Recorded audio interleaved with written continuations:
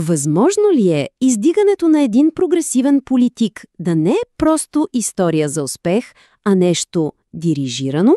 Днес ще разгледаме една доста провокативна статия, която твърди точно това за Зохран Мамдани, член на Щатското събрание на Ню Йорк.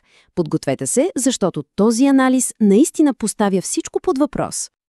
И да, на пръв поглед, историята му звучи наистина вдъхновяващо. Зохран Мамдани постига една, нека си го кажем, историческа победа. Той е първият мюсюлманин и първият южноазиатец в Щатското събрание на Ню Йорк. И всичко това на съвсем млада възраст. За много хора той е буквално лицето на новата прогресивна политика.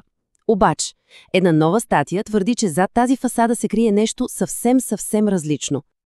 Точно тук журналистът Абдулсамед Вейли, авторът на статията, хвърля бомбата.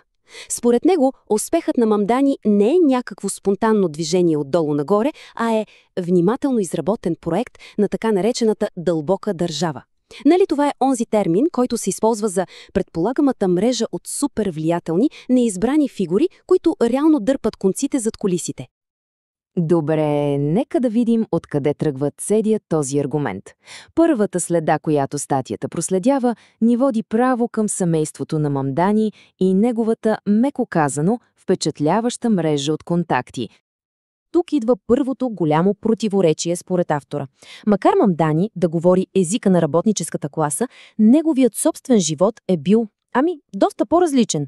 Роден е в Кампала, Уганда и израства в свят на интелектуален и културен елит. Свят, който е на светлинни години от ежедневните борби на хората по улиците на Ню Йорк. И вижте сега за каква конкретика става дума.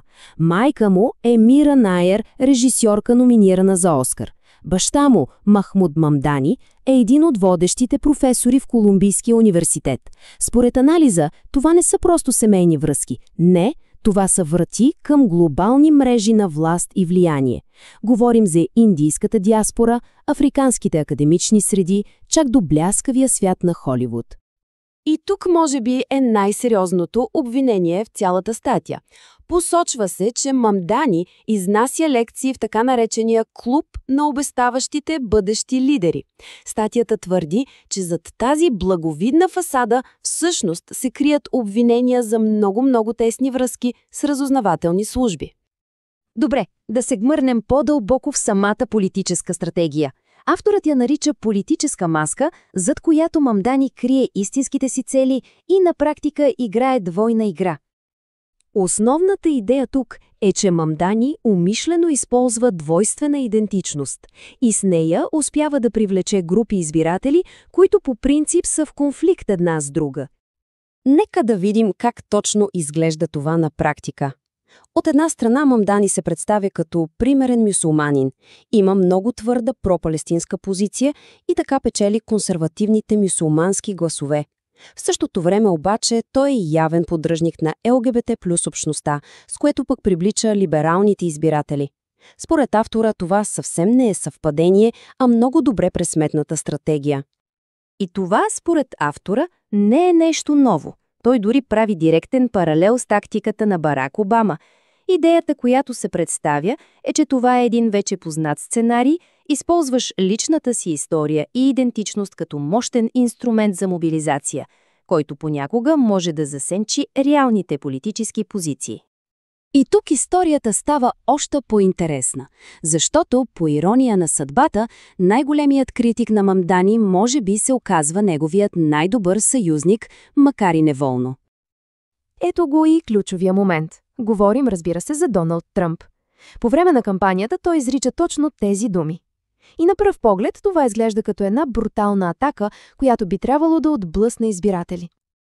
Да, но според статията се случва точно обратното. Получава се така нареченият ефект на бумеранга. Атаката на Тръмп не само, че не работи, ами направо мобилизира всичките му противници. Прогресивните и мюсюлманските гласоподаватели виждат в това изказване още една причина да се обединят зад Мамдани, което в крайна сметка му помага да спечели. Резултатът е ясен. Атаката на Тръмп се обръща срещу него и помага на Мамдани да победи сериозни опоненти като републиканеца Къртис Слива и независимия Андрю Куомо, затвърждавайки своята изненадваща победа. И така стигаме до финалния и може би най-смел въпрос, който статията задава. Каква е крайната цел зад целия този светкавичен възход? Защото според автора това е само началото. Тук ключът е възрастта му. Само на 34. Замисляте се, на 34 години да си на такава позиция е, доста необичайно.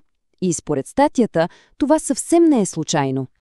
И естественият въпрос е защо? Защо толкова бързо? Защо един 34 годишен политик бива изстрелян на такава влиятелна позиция? Статията предлага един, да кажем, доста обезпокоителен отговор. Ето го и отговорът, предложен в статията. Позицията му в щатската политика е само трамплин. Авторът го представя като идеалния прототип за бъдещ национален лидер. Може би дори кандидат за президент през 2032 година. Една млада, различна фигура, способна да обедини силно разделената левица. И ще завършим с финалното доста силно предупреждение на автора. Според него, Мамдани не е спасител, а е предупреждение. Предупреждение, че дълбоката държава, както той я нарича, винаги намира ново лице, за да играе старата си игра. Една теория, която със сигурност предизвиква много размисъл и оставя още повече въпроси отворени.